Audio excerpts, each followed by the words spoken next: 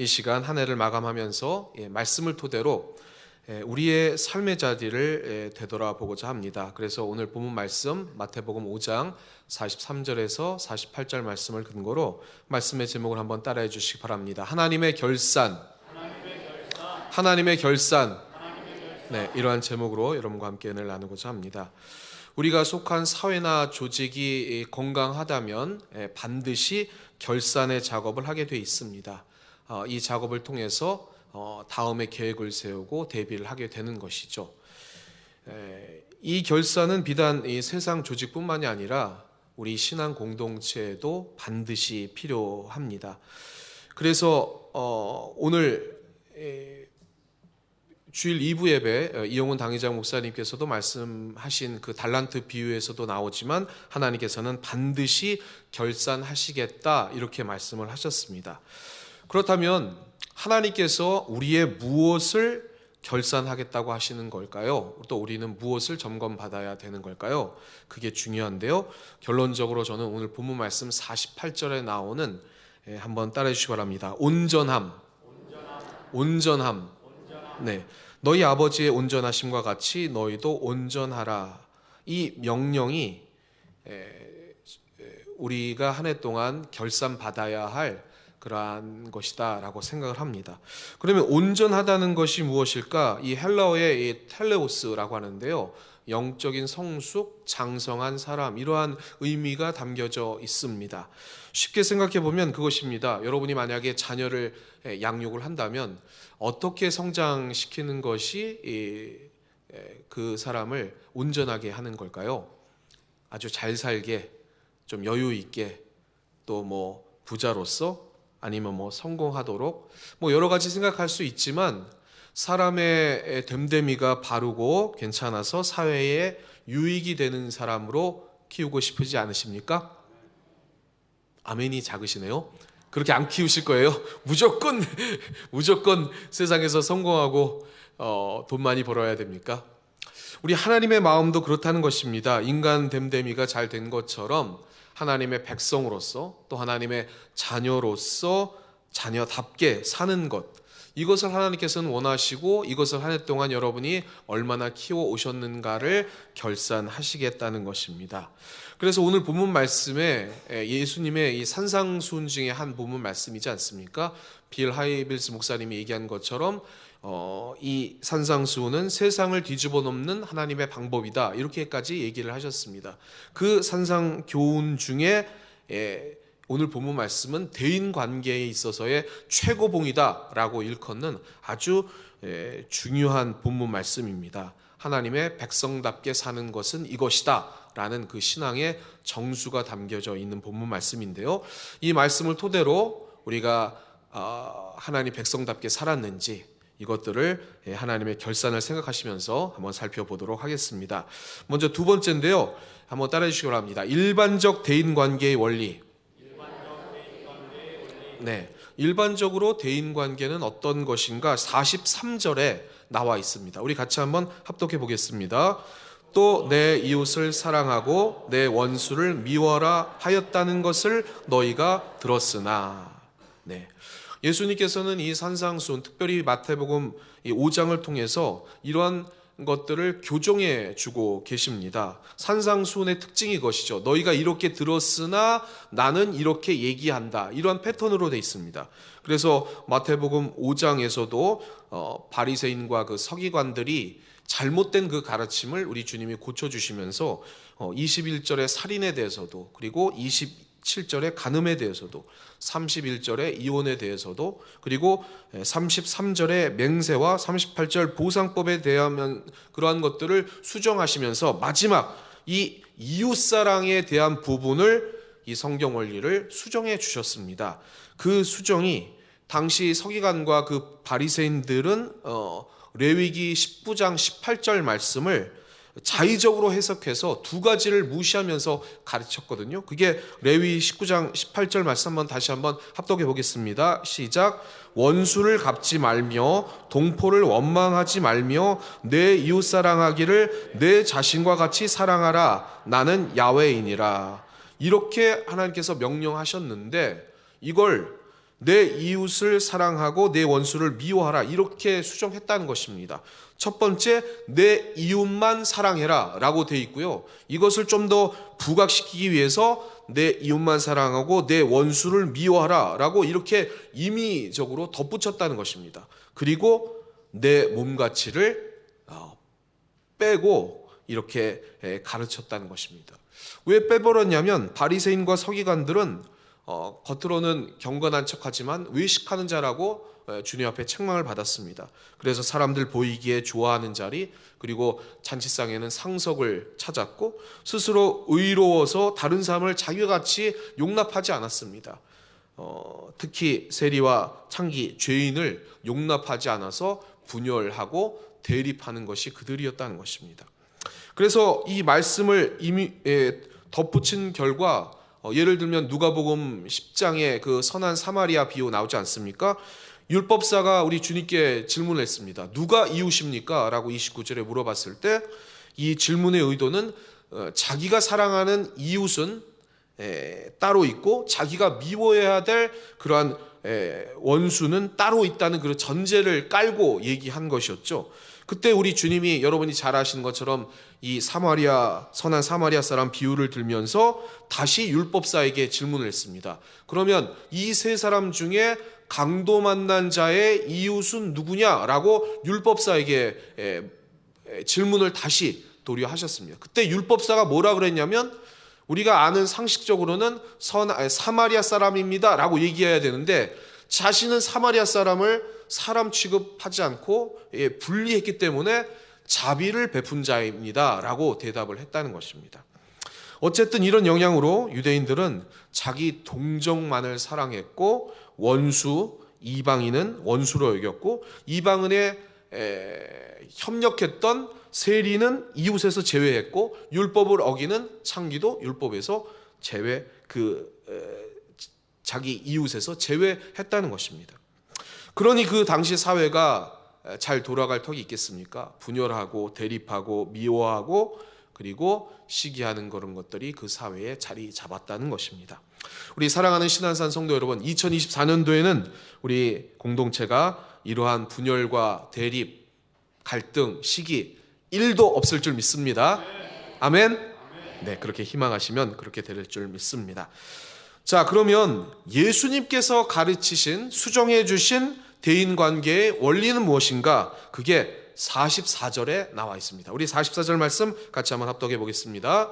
나는 너희에게 이르노니 너희 원수를 사랑하며 너희를 박해하는 자를 위하여 기도하라. 네, 이렇게 되어 있습니다. 먼저 우리 주님께서는 사랑의 대상을 제한하지 않고 국한하지 않고 모두 다 사랑하라고 하셨습니다. 원수까지 사랑하라고 하셨습니다.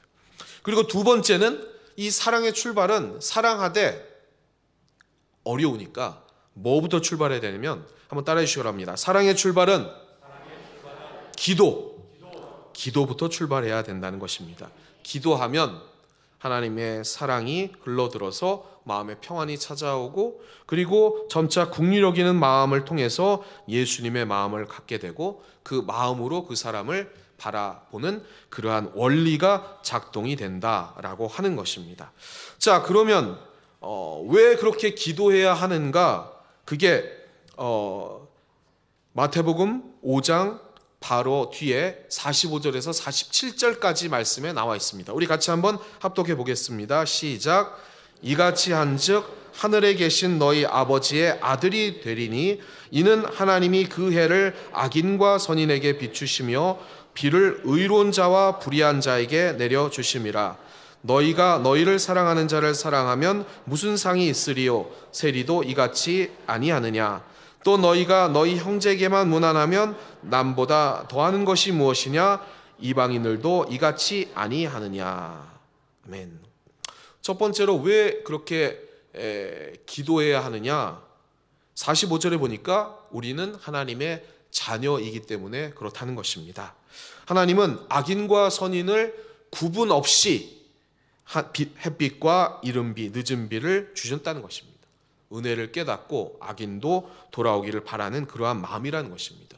우리도 하나님의 자녀로서 그러한 너그러움과 긍휼을 가져야 된다는 것입니다.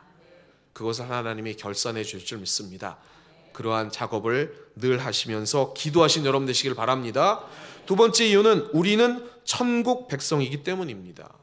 여기 있는 바리새인과 서기관들은 스스로 의롭다는 그 수준, 자기가 의롭다고 하지만 그 의는 세리나 이방인의 의의 수준과 별 차이가 없다고 주님이 말씀하시는 것입니다. 그래서 우리가 하나님의 백성이라면 그들보다 더 성숙한 사랑이 있어야 한다는 것이죠. 우리 기독교 신앙이 욕을 먹는 바로 첫 번째 이유가 바로 그것입니다. 이 성숙한 사랑이 우리 안에 없기 때문에 이 세상으로부터 욕을 먹는다는 것입니다. 허드슨 테일러, 중국 선교의 아버지라고 하는 이 허드슨 테일러가 중국 선교를 지원한 사람들을 면접을 받습니다. 그래서 심사를 했는데요. 여러분도 어떤 사람을 선택할지 한번 생각해 보시기 바랍니다. 첫 번째 지원자가 왜 중국 선교를 지원했냐고 했더니 이렇게 대답을 했습니다. 저는 중국 사람을 구원하기 위해서 지원을 했습니다. 이렇게 대답을 했습니다. 두 번째 지원자는 이렇게 대답을 했습니다. 중국의 하나님 나라를 건설해서 하나님께 영광을 돌리기 위해서 중국 선교를 지원했습니다. 이렇게 대답을 했습니다. 세 번째 지원자는 땅끝까지 예수님의 증인이 되라는 그 지상 명령을 순종하기 위해서 지원했습니다. 이렇게 대답을 했습니다. 그랬더니 이 중국 선교의 아버지 허드슨 테일러가 모두 이 지원자들을 퇴짜를 놓았습니다. 그러자 지원자들이 도리어 왜 퇴짜를 놨냐고, 그러면 우리 선교사님은 왜 중국 선교를 하십니까? 라고 반문했습니다. 그때 허드슨 테일러 선교사님이 이렇게 얘기를 했습니다. 예, 저는 중국 사람들을 사랑하기 때문에 그 사랑이 저를 인도에서 이곳에 왔습니다 라고 얘기를 했다는 것입니다. 이 허드슨 테일러 선교사는 진실로 그들을 사랑해서 중국 사람들처럼 똑같이 옷을 입고 똑같이 밥을 먹으며 그 같은 행동을 통해서 그 동질화 것에 최선을 다했고 복음을 전했고 그곳에서 순교를 하셨다는 것입니다. 그래서 여러분, 이제 결론 및 적용입니다. 한번 따라해 주시기 바랍니다. 이웃을 내 몸처럼 사랑하라. 이게 하나님의 명령이자 우리가 결산받아야 할 우리의 태도라는 것입니다. 여러분 다들 경험해 보셨겠지만 원수를 사랑하는 게 쉽습니까? 쉬워요? 쉽지 않습니다. 왜 쉽지 않을까요? 여러분 생각해 보신 적 있습니까? 왜 쉽지 않을까요? 그것은요, 우리가 한 가지를 빼버리고 있기 때문에 그렇다는 것입니다. 우리 주님이 말씀하셨는데요. 왜, 무엇을 빼먹었을까요? 바로 하나님께서는 본래 내 이웃을 내 몸같이죠. 한번 따라해 주시기 바랍니다. 내 몸같이 사랑하라. 이게 레위기 19장 18절 말씀이고, 바리새인과 서기관들이 의도적으로 빼먹은 것이 바로 이것이라는 것입니다. 여러분 생각해 보시기 바랍니다. 우리는 내 몸처럼 이웃을 사랑하지 않습니다. 사랑하는 우리 성도 여러분, 자신을 사랑하시죠? 자신 사랑하지 않습니까? 우리는 우리 생각보다 훨씬 더 우리 자신을 관용하고 사랑하고 있습니다. 사도 바울이 그렇게 얘기했죠. 자기를 죄인 중에 괴수다 이렇게 얘기를 하면서 밖으로 드러나지 않지만 우리는 나만 알고 있는 온갖 추잡하고 또 추악한 그러한 생각, 거짓, 미움, 그런 시기들 우리 마음속에 다 간직하고 있지 않습니까?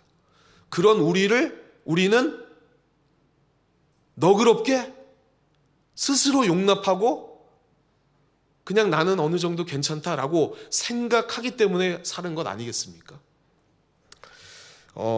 한월산 기도원 여러분 뭐 가보셨는지 모르겠지만 저도 가봤는데요. 거기에 그 이천성 목사님 아시죠? 이 백바지에 백구두를 입고 상위 군인으로서 막 험한 욕도 하시면서 좀 비난도 많이 받으신 분이지만 그분을 통해서 많은 분들이 방언도 하고 성령 충만의 역사를 얻었기 때문에 근데 또 그런 부분은 또 인정해야 된다라고 하는데 제가 그분의 이야기 중에 한 가지 진짜 기억나는 게 있는데요. 그분이 집회를 인도하는데 회개를 해야 성령 충만 받을 거 아니겠습니까? 그렇죠. 근데 찬양을 하는데 회개가 안 되는 거예요. 그래서 이분이 이 찬양을 바꿔서 이 가사를 부르게 했다는 게 저는 기억이 납니다. 혹시 그 예화 들어본 적 있으십니까? 예를 들면 찬송가 257장, 여러분이 잘 아시는 마음에 가득한 의심을 깨치고, 마음에 가득한 의심을 깨치고, 다 아시는 찬송이시죠? 3절에 보면 이렇게 돼 있습니다. 나 같은 죄인이 용서함 받아서. 그런데 그래도 해결 안 하니까 거기에다가 이 나 같은 죄인에다가 죄인을 빼고 거기에다가 상놈이란 말을 집어넣습니다. 이게 상놈이 이게 지금 욕하는 게 아닙니다. 양반의 반대. 네, 마목사가 욕을 했다 이렇게 소문나시면 안 됩니다. 바꿔서 부르겠습니다. 나 같은 상놈이. 그리고 여자분들은 얘기는 이제 더 이상 안 하겠습니다. 그렇게 바꿔 부르게 했더니 확실히 틀리죠. 느껴지는 게 틀리잖아요. 나 같은 죄인, 그냥 우리는 괜찮은 죄인이라고 생각을 합니다. 근데 그거를 바꿔서 부르니까 정말 나는 진짜 못된 죄인이구나 이렇게 느껴지고, 그 이후의 집회에 많은 은혜가 있었다 이렇게 하는 예화를 제가 들은 적이 있습니다. 우리가 잘 아는 이 어메이징 그레이스도 그렇죠. 나 같은, 그것도 바꿔서 특히 여자분들한테는 나 같은 상 이렇게 하게끔 일부러 했다는 거예요. 그래서 은혜가 됐다는 것입니다. 제가 무슨 말씀을 드리려고 하냐면요, 그런 나를, 그런 정말 몹쓸 그 죄인을 우리는 늘 용납하면서 산다는 것입니다. 우리 하나님 입장에서는 나 자신도 그렇게 추한데도 너희는 너 자신을 그렇게 사랑해서 용납하고 있지 않느냐, 너희한테 그 이웃을 호감을 가지라는 것도 아니고 그 악인을 의인처럼 대하는 것도 아니고 네가 네 자신을 그렇게 사랑한 것처럼 다른 사람을 그렇게 대해라 라고 우리 주님이 말씀하셨다는 것입니다. 결론을 한번 맺겠습니다. 오늘 본문 말씀이 48절인데요. 우리 48절 말씀 다시 한번 생각하시면서 같이 한번 합독해 보겠습니다. 시작. 그러므로 하늘에 계신 너희 아버지의 온전하심과 같이 너희도 온전하라. C.S. 루이스가 이 순전한 기독교, 이 20세기 최고의 책이라고 할 수 있는 기독교 베스트셀러 1위로 명된 이 책인데요. 여러분도 한번 읽어보시면 아주 도움이 많이 되실 것입니다. 거기 4부 7장에 이런 예화가 있습니다. 좀 아주 못생긴 남자가 잘생겨지려고 10년 동안 잘생긴 그 사람의 가면을 쓰고 살았다는 거예요. 그랬더니 가면을 벗고도 10년 후에는 잘생겨졌다 이렇게 됐다는 것입니다. 무슨 얘기냐면 C.S. 루이스는 이렇게 얘기합니다. 이게 복음의 본질과 연결된다. 미운 사람을 밉다고 생각하지 말고 이쁘다고 생각하고 기도하고 용납해라. 처음에는 안 되지만 점차로 우리 주님이 그 마음을 변화시켜 주실 것이다. 이렇게 되어 있습니다. 여러분, 하나님의 온전하심을 결사받으시려면, 하나님을 닮아가시려면 이러한 기도하며 실천을 실행해 나가신 여러분 되시기를 주님의 이름으로 부탁을 드리겠습니다. 그래서 적용편인데요. 제가 이 본문 말씀을 실천한 한 가지 방법, 그 국제구호 활동가 한비아라고, 한비아 씨 아십니까? 혹시 들어보셨죠? 이분이 실천하는 방법이 되게 도움이 돼서 저도 최근에 그것을 우리 어떤 한 그 목사님하고 이렇게 나누면서 그 얘기를 한 적이 있는데요. 며칠 전이었는데요. 그 전화를 통해서 이런 방법입니다. 대사면 기간 26일부터 12월 26일부터 31일까지는 자신한테 대사면 기간을 이렇게 작정을 하는 겁니다. 그래서 한 해 동안 쓴 일기가 없다면 어떤 카톡이라든지 아니면은 전화, 연락처를 보고 내가 용서해야 될 사람, 그리고 용서를 구할 사람, 이렇게 분류를 해가지고 내가 용서를 구할 사람 그리고 용서받아야 할 사람을 리스트를 딱 그 사면 기간 동안 적는 겁니다. 그리고 하나씩 이렇게 전화를 하면서 그때는 그랬는데 용서해달라고, 아니면 그때 내가 진짜 당신 때문에 서운했는데 어떠냐고, 이런 식으로 해서 대사면 기간을 하고 한 해를 마감하고 내년을 소망한다는 것입니다. 여러분 어떻습니까? 좋은 방법인 것 같죠? 기도하면서 혹시나 오늘 송구영신 예배 드리기 전까지 한번 쭉 리스트나 아니면 메모했던 것 아니면 일기장을 보시면서 내가 용서해야 될 사람을 이렇게 쭉 적어보시고 아니면 용서 그 다음에 구해야 될 사람을 쭉 적어보신 다음에 한번 연락을 해보시길 바랍니다. 전화가 좀 용기가 안 나시면 톡을 하시고 톡이 안 되면 먼저 기도하신 다음에 그 다음에 하나님 앞에 그 은혜를 구하시길 바랍니다. 그러면 반드시 주님께서 이를 통해서 하나님의 온전함, 그 성숙함 그리고 하나님을 닮는 믿음의 삶을 여러분 삶에서 실천하도록 인도해 주실 줄 믿습니다. 그러한 하나님의 온전하심을 쫓아가시는 우리 여의도 수모음 신안산교회 모든 성도 되시기를 주님의 이름으로 축원합니다. 축원합니다.